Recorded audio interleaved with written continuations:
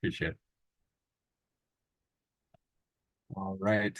Hello, welcome to the Active Inference Institute's textbook group. This is Cohort 8. We are still in part 1 of the Active Inference textbook, looking at chapter 3. We know from before that we saw the introduction to the Active Inference textbook, and following that was chapter 2, starting from the so-called low road to active inference, as the authors have provided us not one but two paths at arriving at active inference. The low road started with Bayes' theorem, which is a classic formula for essentially updating one's beliefs, in the sense of we already start with some prior beliefs. We then encounter some new evidence or observations, and then through relating our beliefs with observations, we then can engage in what we would call inference and just carry out Bayes' theorem in order to arrive at a new belief or a posterior belief.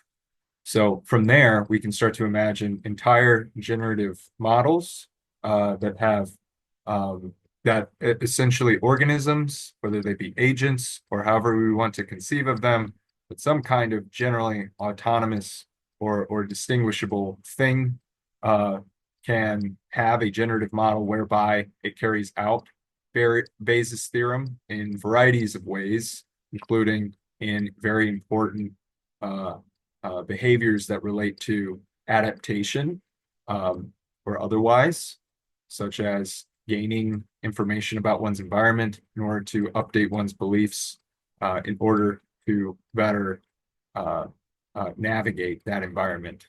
And then we had notions of predictive coding. We had planning as inference, perception as inference. Perception, in one sense, can just be viewed. This is me putting it in caricature, almost like a likelihood matrix, in the sense of we have observations, and as long as we have some mapping between those observations and hidden states, we can arrive at updating our beliefs. And this is more or less the notion of perception, as held not just in active inference, but a variety of theories in cognitive science. Again, active inference is not necessarily reinventing the wheel. Instead, it is a normative framework that draws from a variety of fields in order to construct what is an attempt at a much broader, coherent, neat framework, as opposed to perhaps some of the more disparate theories that currently exist. And so then we also have planning as inference in the Bayesian brain. Now we'll be starting from the high road to active inference, starting with the free energy principle. Now, what is the free energy principle, and why do we care about it? And why does it have a nearly magisterial sound about it whenever we hear it out of context? Well, with chapter 3, we start with this idea that, as the authors claim, active inference starts from first principles in statistical physics and the central imperative that organisms must maintain their existence. So that is, they must avoid surprising states, and then introduces from there in the chapter the minimization of free energy as a computational tractable solution to this problem. So it's not simply that the free energy principle is being stated purely as a kind of mechanical, logical necessity. It's actually in the service of something whenever we view it from the standpoint or respective to organisms or agents within their environment. That includes looking at concepts of self-organization of those agents, how they minimize their surprisal to remain within so-called preferred states, what might be likened to the notion of homeostasis. We have the idea of a Markov blanket, which we may have witnessed before in this part of the book, but it is laid out much more clearly for us in this chapter over and above the other chapters. This is a notion that is very much worth getting familiar with. There are, of course, debates here around them, what a Markov blanket is, what it should entail. And there is also an important distinction between the Markov blanket as defined by probability and causal inference theorist Judea Pearl, as opposed to how this idea is employed in active inference.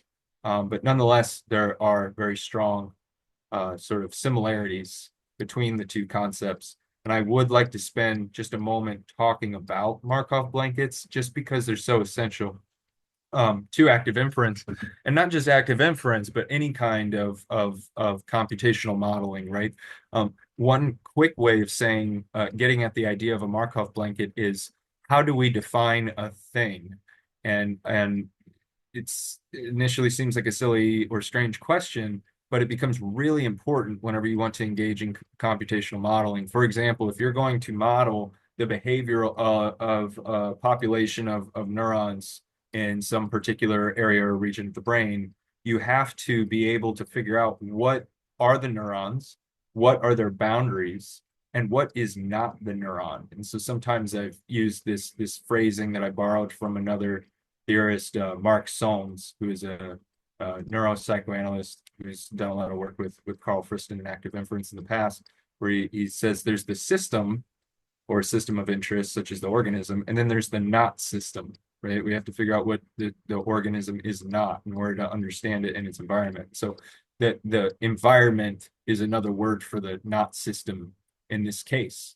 And so with a Markov blanket, this the authors quote, "An important precondition for any adaptive system is that it must enjoy some separation and autonomy from the environment, without which it would simply dissipate, dissolve, and thereby succumb to environmental dynamics." And so, unquote, it is through surprise minimization that a system or organism or agent maintains this separation from its environment. So we can see, for example, in box 3.1, there is a somewhat clearer understanding supplied to us about what a Markov blanket is. But essentially, if we can identify something like blanket states within a system, then we can start to figure out how, here they use mu, which could, for example, represent the internal states of the agent, versus X, which might be a kind of true state of the environment.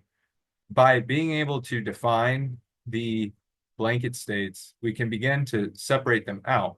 And that brings us to figure 3.1. And so kind of classically in active inference, the phrasing is that we have the internal states over here, again, defined by mu of the organism.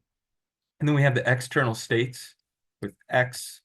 But between them, we have active states and sensory states. These both it can be slightly confusing the way they've placed blanket states down here, but it's actually the active states and sensory states are both considered to be blanket states between, and which essentially separate the external and internal states. And so they phrase it as a blanket for a variable can be identified by taking into account the variable's parent variables, which it depends on, the variable's child variables, which depend on it, and in some cases, the other parent variables of its children variables. What is this about parent and children variables for those of us who are not fully attuned to sort of the statistical terminology here? Well, we have, let's say we're looking at the internal states of the organism.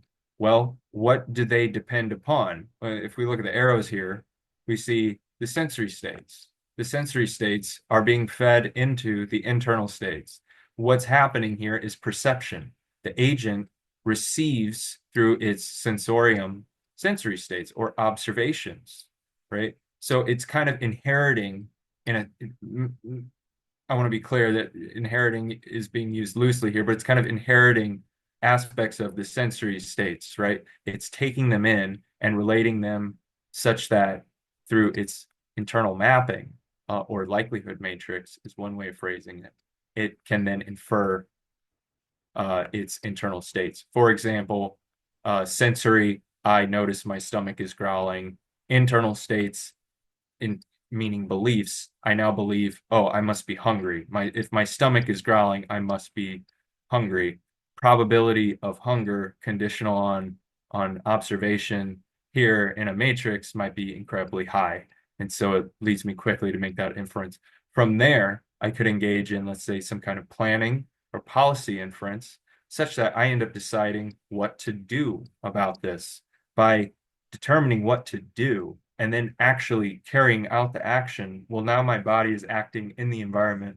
I am effectively kind of putting the outcome of my inferential processes into the reality around me. So now that becomes its own blanket state, right? Is the action of me picking up, a piece of food to eat it? I mean, that's happening outside of me, right?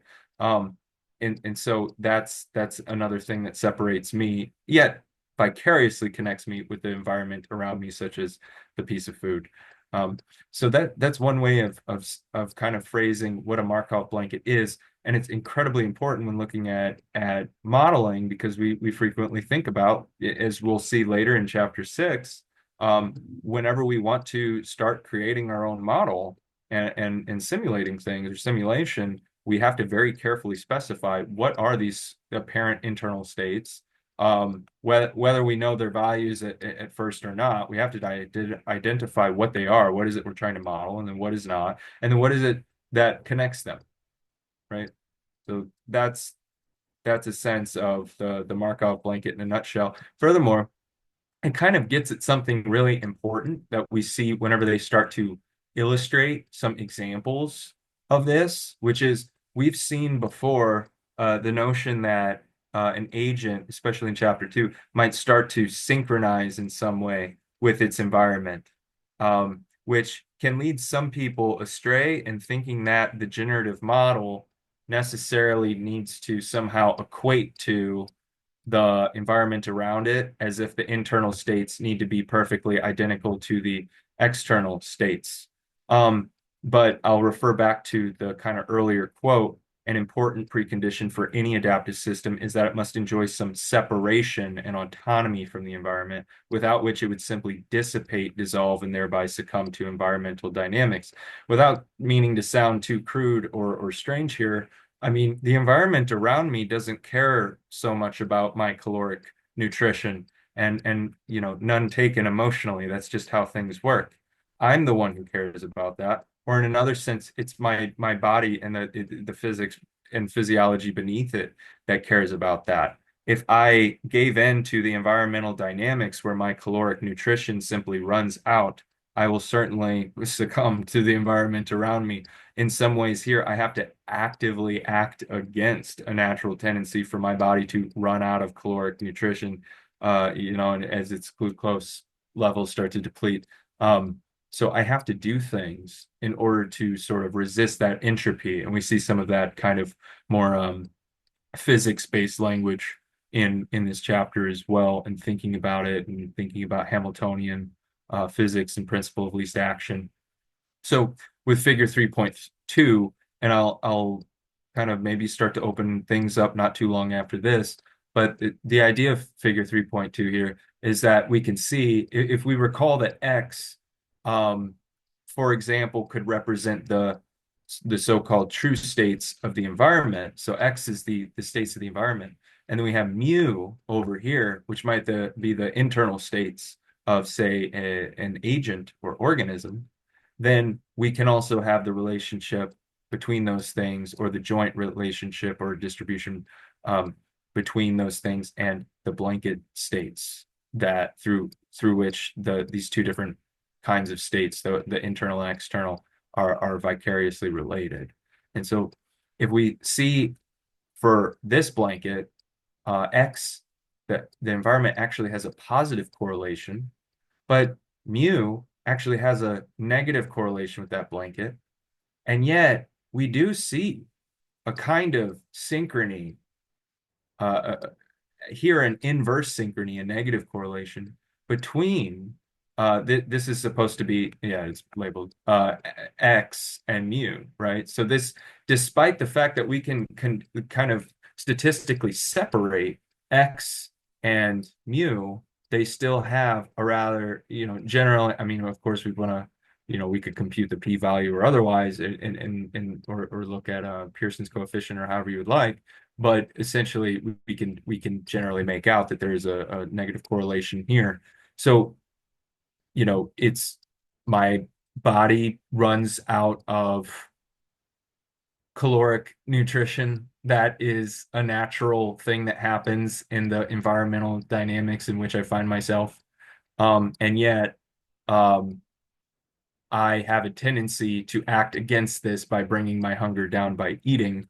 And so we see that there is this kind of negative correlation between, me losing caloric nutrition, losing my energy, and at the same time trying to fight against it, right? It's just to bear in mind again, an example showing that there is no necessity that our internal states, and I keep phrasing it that way, but there's no necessity that anything or agent or organism has internal states that necessarily are one-to-one equivalent to environmental external states. And in fact, given my examples here, that might actually be very dangerous if they were fully aligned, such as me no longer eating food in order to, kind of give in to the environment around me. Um, so we beyond that, we're looking at things like posterior beliefs, like, so how do we fight against this natural tendency towards entropy, or more clearly interpretable, definable, like causal relationships we see, such as, the relationship between hunger and consumption. Um, we the idea is that we engage in free energy minimization. That is, for those who are familiar with machine learning, deep learning, or otherwise, we can view free energy minimization in part as a kind of optimization problem, where we are essentially trying to minimize a upper bound on surprisal. Surprisal, in this case, for an organism like me, again, this kind of semi-silly example of me eating food, like, I need X amount of calories per day, right? If I eat too much above or below that, I start to kind of fall outside of a generally healthy caloric intake level or range of caloric intake. With obviously very different consequences if I eat too much versus too little. But nonetheless, there's some kind of homeostatic range here that can be defined. So it's kind of that homeostatic range that, in one sense, defines me as a thing in a physical environment and how I persist, which is, if I can maintain these various, potentially very, very many, depending on how granular we want to be, there could be very many preferred states or homeostats that I need to maintain. It could be blood oxygen flow. It could be caloric nutrition. It could be simply, my ability to engage in the world around me in order to maintain an income in a market economy, in order to, get the means for my survival in the first place. And so we have that. And then we have surprise, meaning it's almost like the inverse. It'd be like dispreferred states. We don't want surprise, right? I don't want my caloric intake to be too low. And I don't want it to be too high. I especially don't want it to be too low. Um, from there, what this does whenever we look at this in like a Bayesian framework is that this opens up the idea of, we have expectations and beliefs. And so a way we could phrase this is, my body expects to realize its preferences or its homeostatic ranges in practice. And so there's a kind of belief or expectation that I will remain within my preferred homeostatic ranges. In this sense, we are self-evidencing. Organisms would be self-evidencing, because the idea is, this is a beliefs-based framework. We can phrase it that way. They, in fact, believe to be, with a very high probability within their respective homeostatic ranges. This, of course, can lead to a variety of interesting kind of dynamics. Whether you're familiar with machine learning or not, you can, many people can intuit the idea of optimism bias. or the idea that someone might have such a strong belief in something in particular that they will bring it about, or they will just assume it is true, and they might even be opposed to disconfirming evidence, evidence to the contrary of what they believe. Another notion that relates to this is the phrasing hyper precise priors, which is very relevant here in a Bayesian context, as we already know that priors, or the kinds of beliefs that you bring to a situation, whether they be beliefs about hidden states of the world, but also actually have beliefs about about observations themselves, which are usually used as the kind of homeostatic ranges. For example, I expect to not see my stomach growling. If it's the case that it's not growling, then that can also ensure that I'm not hungry. Or another way of phrasing it is, to not be hungry is to not see my stomach growling. And if I prefer not to see my stomach growling, then that's a kind of sign that all is well, right? Meanwhile, with hyper precise priors, that would be the idea that you have some kind of quote unquote excessively strong prior beliefs about something that might be so terribly strong and so terribly kind of precise or certain that it is very difficult to start to disbelieve or unlearn uh, uh, particularly what might be harmful beliefs, right?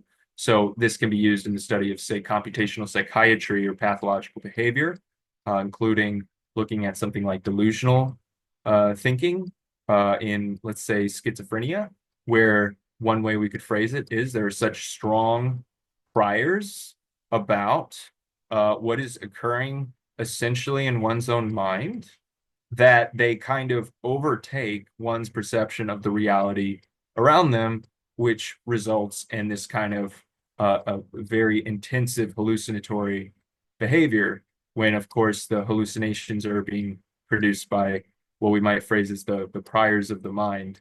Of course, none of this at all is assuming that the person is intentionally trying to make any of this happen, or intentionally choosing to believe in this way. It's not necessarily a soft belief in the sense of, oh, I choose this out of free will. It might be that, it's a beliefs-based framework. It might be that genuinely computationally, neuronally, or otherwise, there's something like priors that are just excessively strong that lead to the kind of collective neuronal outcome that is production of hallucinations. So in any case, what do? We self-evidence. That is, we seek out information that actually reconfirms our beliefs or our expectations about ourselves and the world around us.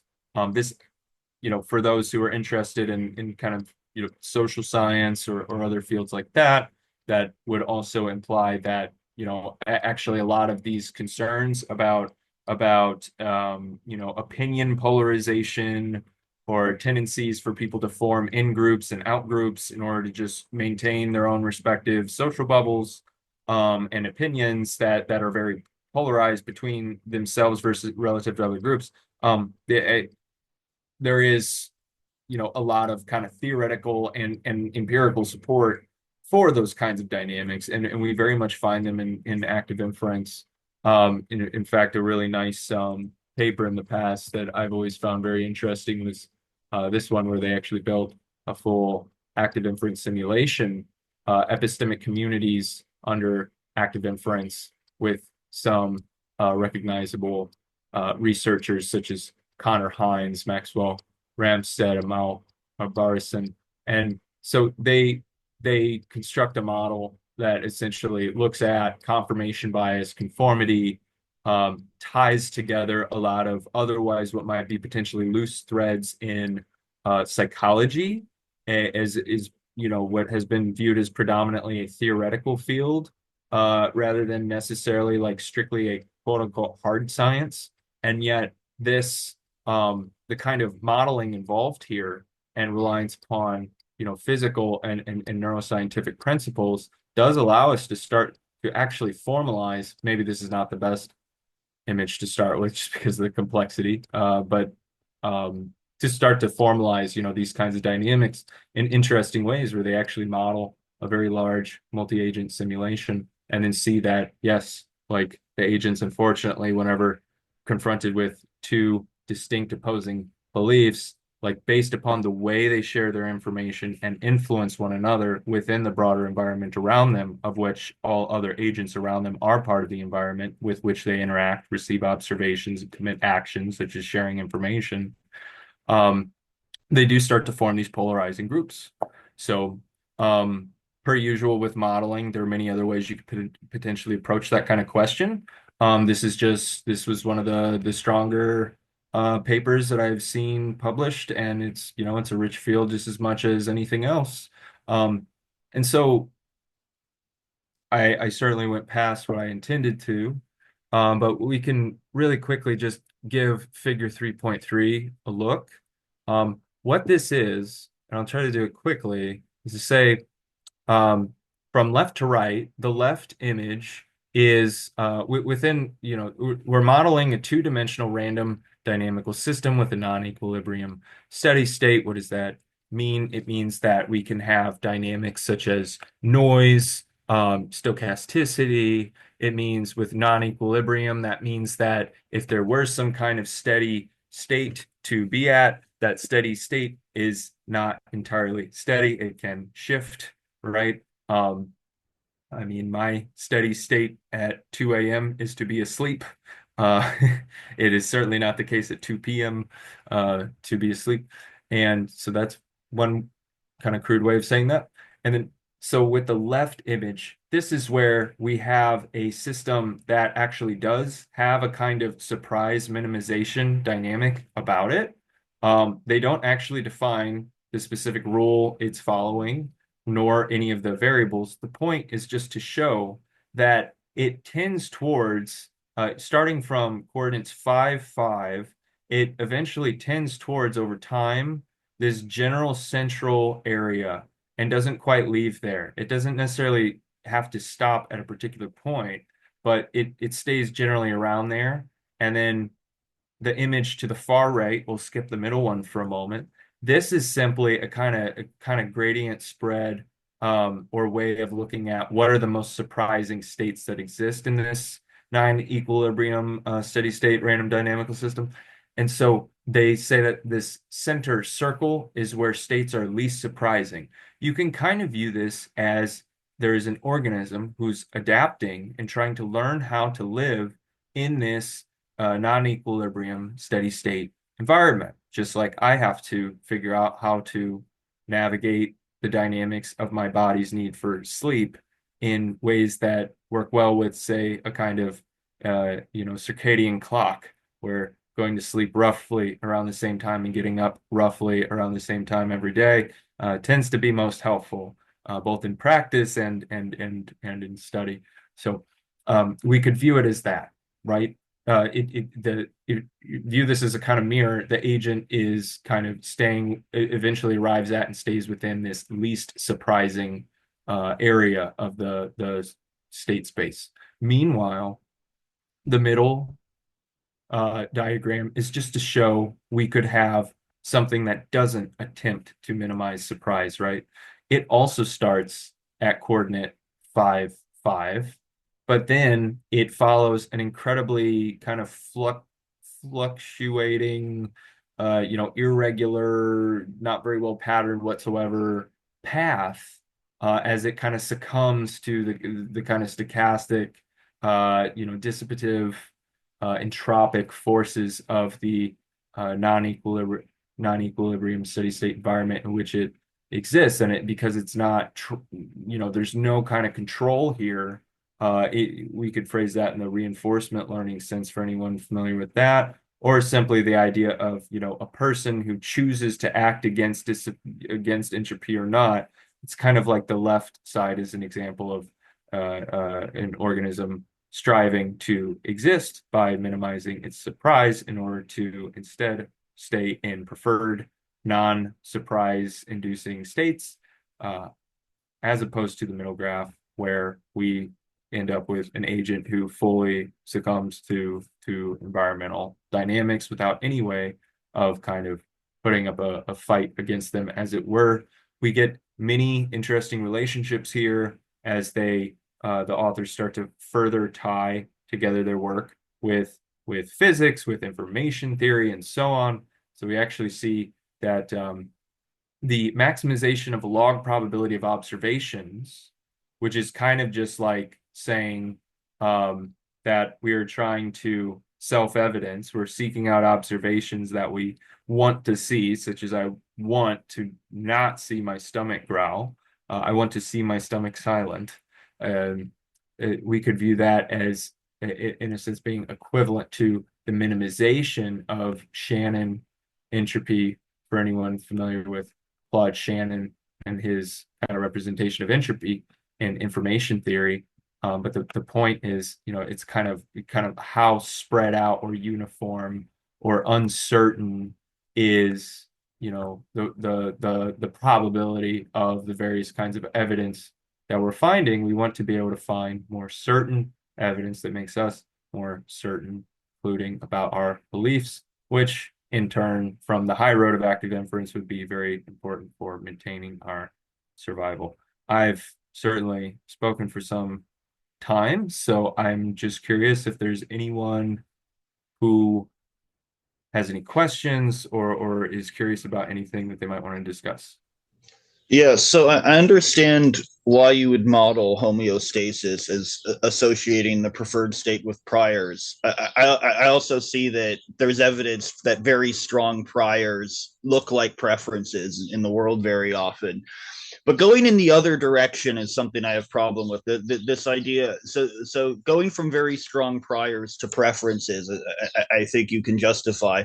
But going from, let's saying whenever there's a preference, it's a very strong prior.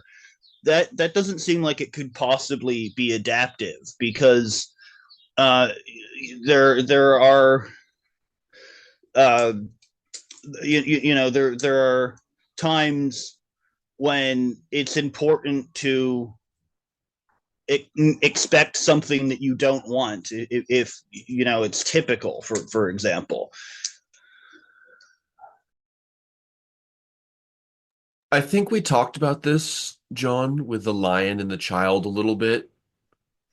So Yeah. it is a really important question, but the kind of first principle here is it's a framework for expressing what you just said.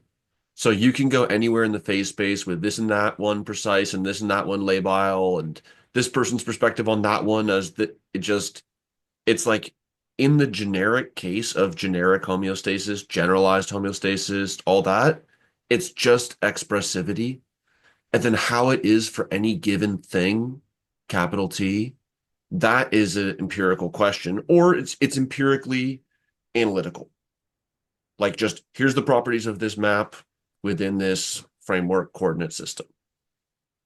So it's a valid concern, but it's like there's no particular life or death situation of any organism that is like necessarily like, oh, the high road is at risk.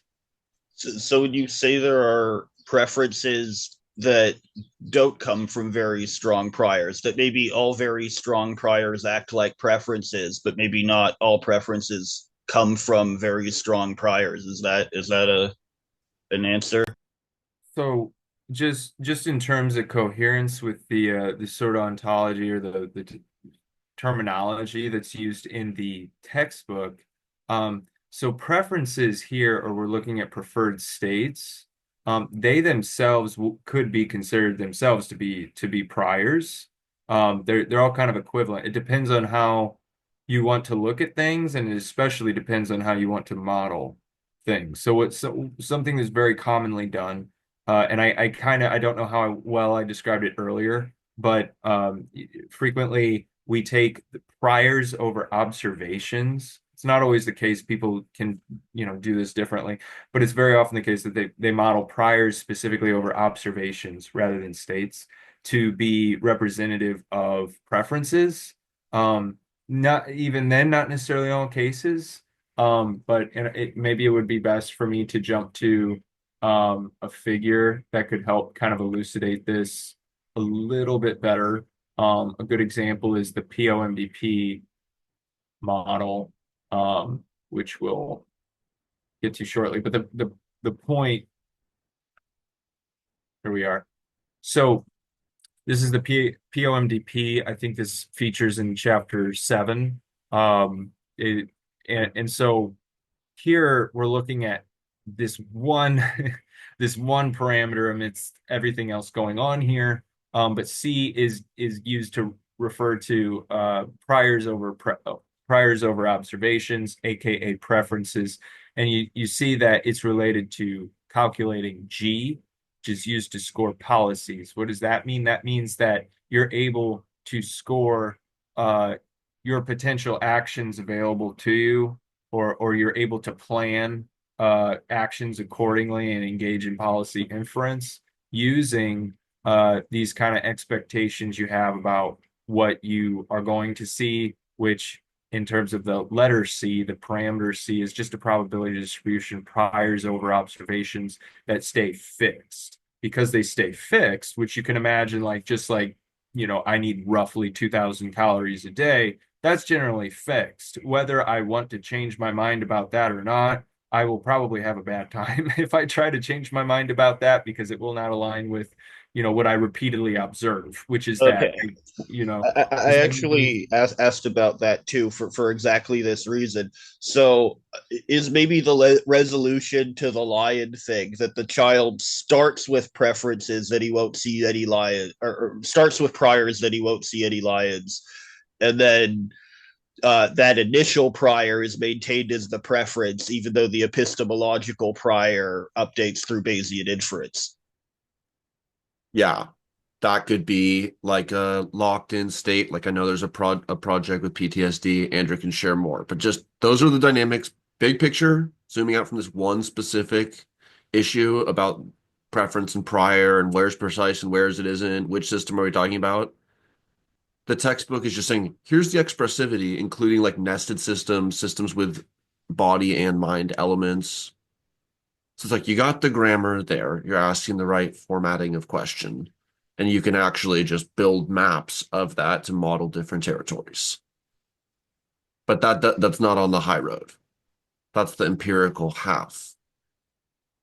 Whereas this is more like your questions and thinking about thing concepts. Yeah, I'm just asking about this because it's chapter 3 and it's a number of chapters, and it's a bit weird, like the pragmatic value thing it's associated with. Like I don't know if I would say that pragmatic value is always a logarithm of probabilities. It seems that could work sometimes, but maybe not all the time.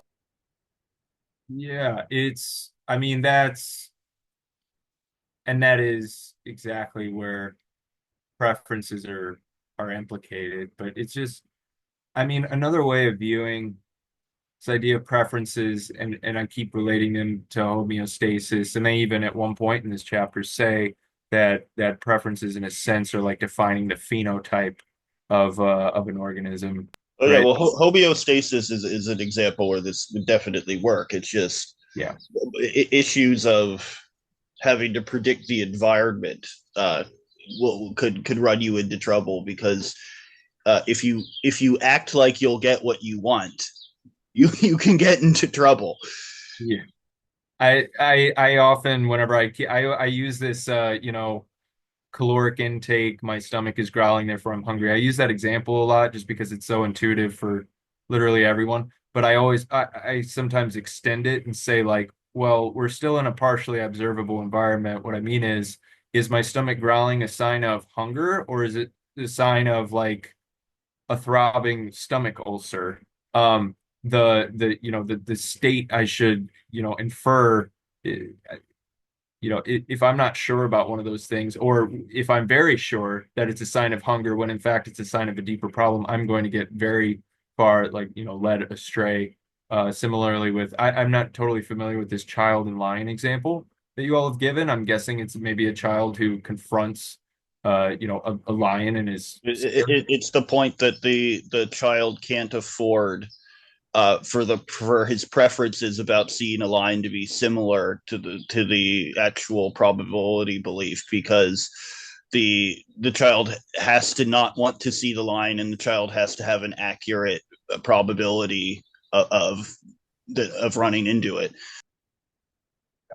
So I mean, we could even, depends on how granular you want to go, and Daniel did make the point about, we end up making a lot of sort of modeling decisions, even in these kind of natural language examples that we give. I mean, another way you could drill into that even further and say, even before the child makes any kind of like explicit knowing, executive functioning, kind of related inference about a lion, you could even step further to the fastest time scale, which is like, it might be that the child sees the lion, there's some kind of connection made there, and suddenly the child starts to experience light amounts of perspiration, a heightened heart rate, all kinds of other signs of kind of physiological arousal that might lead one to infer that this child is now suddenly afraid, right? And their stress system and cortisol and all of that have been activated pretty rapidly. So it's not just that we don't want to see a lion, but like another way of viewing it as, I don't want to see my body go into that state. This relates to kind of like a lot of work that's been done in affective neuroscience. So looking at like, the idea of emotions actually being inferences from the physiological experiences we have. It's kind of like, oh, I'm angry. I know I'm angry because I see that my fist is shaking and I have a certain expression on my face, almost unintentionally, like a reaction. So you can even relate, the one's, autonomic, like fast-paced reactions as observations themselves that you don't want to see or do want to see. Yeah, I hopefully I didn't like overcomplicate that or make it more confusing, but I hope that was useful in some kind of way. Um, but it is a good question. Another way of viewing preferences or these kinds of expectations is, you know, later chapters again, we look at like attracting points. The idea of, these are kind of like attractors. We're already introduced to it here because we see in, all right, figure, yeah, that we spent some time with already. Like this leftmost area, this is like, following a system and moving towards preferred states, or moving towards like this kind of preferred region, as opposed to not having that. So it's kind of like on the left, it's like with these kinds of surprise minimization dynamics involved, there's a tendency to move a certain way, as opposed to in the middle where there's no attractor here. There's no, this is pure kind of flux depending on maybe your initial starting point and then whatever plays out from there in your error terms and whatever else is involved. But there's nothing pulling you towards say some low surprisal region of a state space. It'd be like, again, me not eating food and slowly succumbing to the physical processes around me. And another interesting thing for those interested in computational modeling is also related, which is what happens. We just looked at that middle graph of like, the agent who's kind of spiraling out of nowhere. There's no attractor. They did another experiment. When I say they, this experiment goes pretty far back, or at least not in 2022 when this textbook was published. But it's this. There's this phenomena, 1985, phenomena of the inhibition of return, which is pretty interesting. So, John, you previously brought up the idea of pragmatic value, and we know from previously, I don't want this equation to mislead us. Maybe I'll jump back, because this one has to do with using different kinds of terms, including novelty, which also is a fair breakdown of expected free energy. But still, I just want to stick to differentiating epistemic from equations, of course. differentiating epistemic value, aka information gain, with pragmatic value, which, as you saw, whenever this little icon guy isn't there, here we go. C, the preferences are implicated in the pragmatic value. It's kind of like, you know, I could eat food, or I could spend some time looking up restaurants of where I could get food. Yeah, if I spend time looking up restaurants, maybe I'll end up learning something interesting. But it's the actual act of like attaining and eating the food that kind of bestows the direct pragmatic value of realizing my preferences here, in the sense of not wanting to see my stomach growling, something along those lines. So it's only in C that this plays out, right? So that kind of means information gain in one sense is Okay, so this is the one problem I'm having is I don't really understand what C is. okay, sure. So um, one way we could look at C is the same chapter here with the POMDP. Um,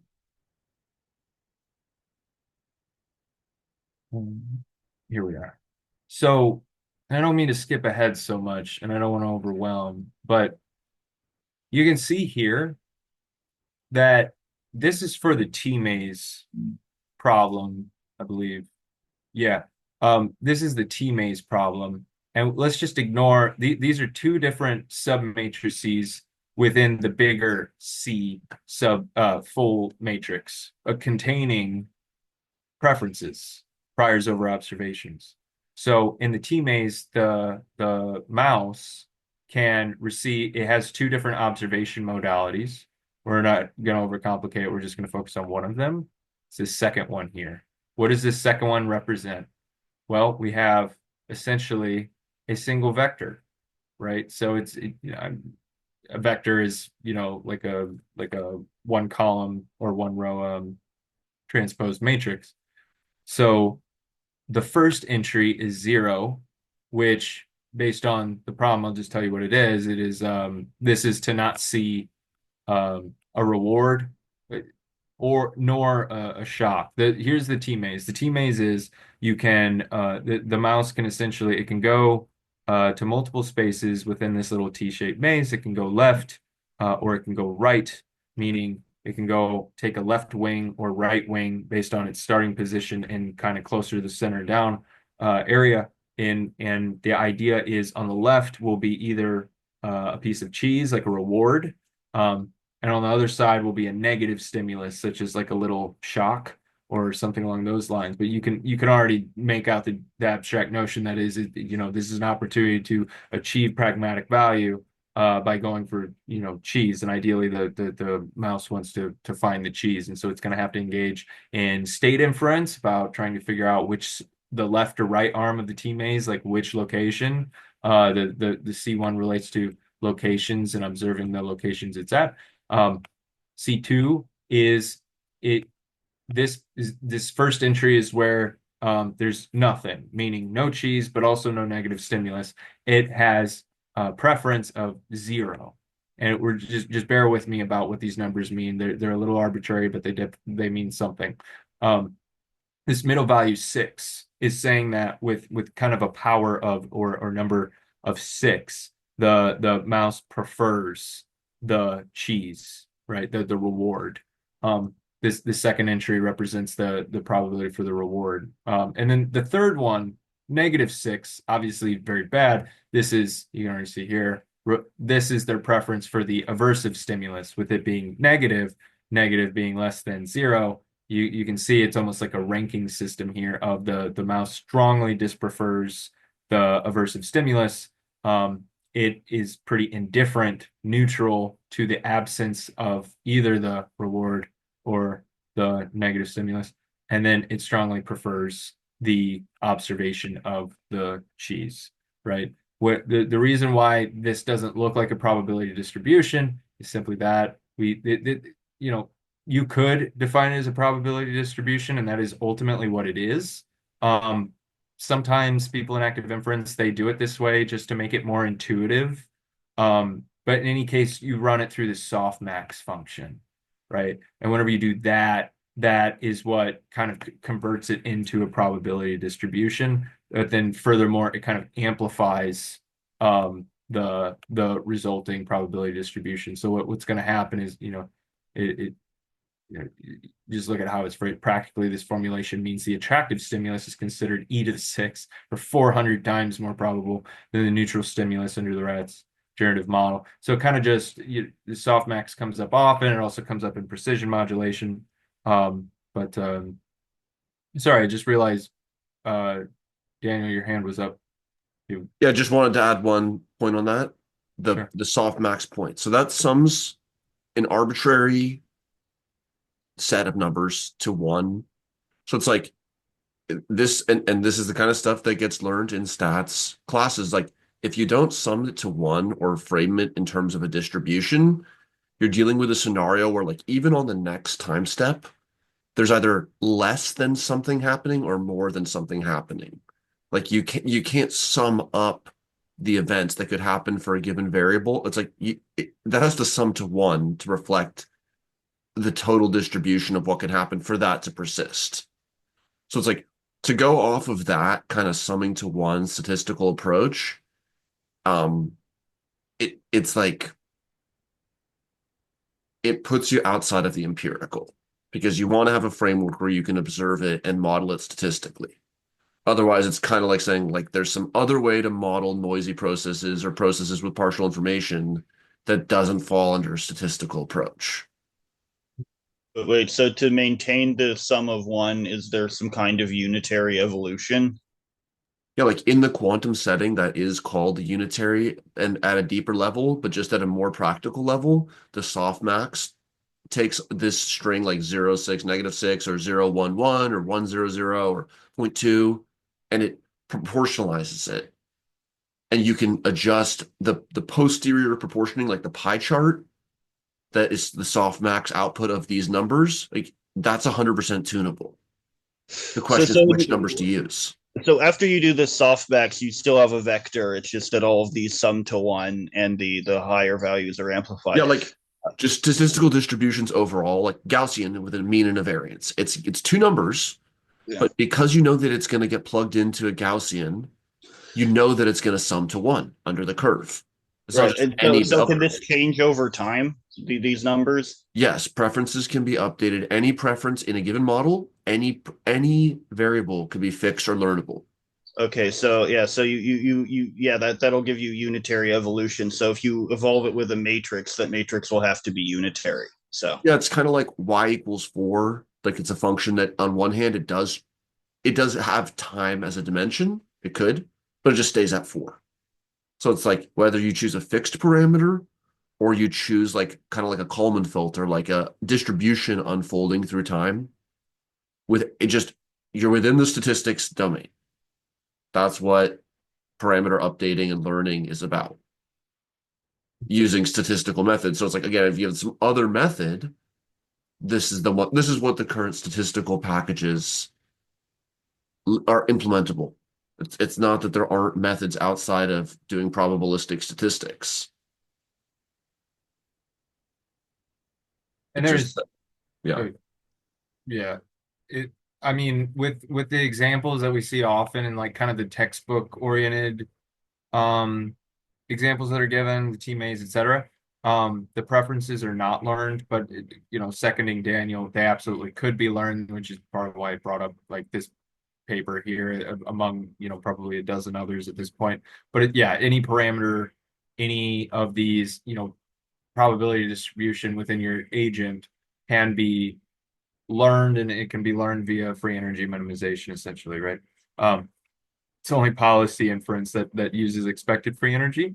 So, um, yeah, everything else is kind of updatable. The thing is, it's kind of tough because with the idea of homeostasis or having preferred states, it's like you would assume that those wouldn't really change too much. We can think of many instances where they would change. I mean, you can think of a child at a very young age requires a significantly lower caloric intake than like a 20 or 30-year-old adult. And then even further, once they're at an older age, the required caloric intake starts to go down again. So I mean that's one way of viewing it. It's like, is there preference learning? Is there just genuine, changes within the organism such that what defines its homeostasis itself changes over time? There are different ways you can look at it. And so that's like a soft natural language explanation that refers to physiology. Meanwhile, you can also just look at it as purely like, statistics and machine learning, or do you want this model to be learned or learnable or not? Do you want to parameterize it in a particular way? What is, anything related to things like learning rates or precisions or modulation or otherwise, all those things could apply. It's really just, what do you want to model? What do you want to create? And what actually makes sense? And then, ideally, if possible, depending on your phenomena of interest, you could engage from there in like empirical testing and fitting of the model to empirical data if you're in that kind of domain that, that something like that would make sense. You know. I mean, similarly, you could so so D, meanwhile, you notice how similar these look to C, except they don't do the soft max. Instead, they're just at the start, they're making it clear that this is going to sum to one. This sums to one. I don't know entirely why they do that. I don't think it makes it that much more intuitive to understand, but to multiply this by 1/2, but you can imagine this is 0.5, 0.5. Like this is a 50-50 prior over hidden states, whereas C was a prior over the observations, such as, is there cheese here? Is there a negative stimuli here? Is there nothing, absence of those things here? Here, it's like, D is, let's see, D2, two contexts. Oh, is the cheese on the left or is it on the right? Starting with a prior of what is essentially, after we multiply, 50-50, it's 0.5 versus 0.5, summing to one. So, yeah, and then I guess well, we're about out of time, and I really like this inhibition of return concept. It's simply, if you recall, with expected free energy minimization, we have information gain and pragmatic value. You can imagine if C was highly uniform, like let's say the mouse equally prefers nothing as it prefers, like, imagine all three of these, ignore the softmax, or you could still leave it there. Either way, let's imagine these were 0.33, 0.33, 0.33, essentially summing to one. And so there's an equivalent preference for everything, right? Meaning it's a fully uniform distribution. You could plot out the PMF, it's just, everything's at the same level. And what would happen is your expected free energy term, it'd be very difficult, right, to rank available actions to take. Should I go left? Should I go right? Should I stop for a second and think about it? I'm not sure, because I don't know how to weigh any of these in terms of pragmatic value, because I don't know how to derive pragmatic value, because I don't prefer any one particular thing versus another. It's all equivalent. Well, then what happens in that kind of strange hypothetical case? You're only relying on information gain whenever it comes to action selection and policy inference. So what does that mean? That means that all of your actions, since there's no reward, nothing can be defined as reward. You don't prefer anything more than anything else. So instead, all of your behavior is essentially based on, sorry, I'm scrolling around so much. But all of your behavior will be centered on information gain, in which case they did this, let's see, yep, this experiment where they just have an agent navigate like a maze, or is it even a maze? Is it just a grid? Like there's nothing to be, solved. There's no maze to be conquered or won because you did the correct thing, because you don't care, essentially. You don't care because your beliefs are uniform. And so the whole point is, this agent who has no ability to figure out some kind of like, tipping point for pragmatic value, because they prefer everything equally, they end up just moving around the maze. But interestingly, they don't stay. Why don't they stay put? they don't because there's no information gain from staying put, right? So it's just kind of to show like there's this kind of balancing act, or I don't even know if that's the right way to phrase it, but we have information gain, we have pragmatic value. These are the two main things that kind of define behavior. It's like, how do I choose what to do? Well, will I get new information by choosing an action? Or will I get pragmatic value out of choosing an action? Or will I get both? You know, they're not necessarily two contending or fighting values, right? It's simply that you can compute both because we, essentially have the sort of equations for that, where of course we have X, our states, our observations, and our actions, the three essential components of a model, as well as C. And then again, the degree of uniformity of C can very much impact the behavior of the agent. Anyway, I recognize we've gone over on time, but interesting conversation. Thank you for your questions, John. Appreciate it. I'm sure they'll be useful to other people who watch this, if not now, then in future on the recording. So thank you, everyone. And then next week, at this same time, it'll be back to cohort 7, and we'll be looking at chapter 9 of the textbook that looks at, data analysis essentially, and model analysis, and just like, group comparisons, and a lot of kind of interesting things that happen after you have defined your model and your environment and kind of start playing things out. And then that morning we'll have cohort 8. I think we're continuing with the same chapter, if I'm not mistaken. So thank you all so much, and have a great evening or whatever time it is for you now. So have a good one. Thank you. Bye.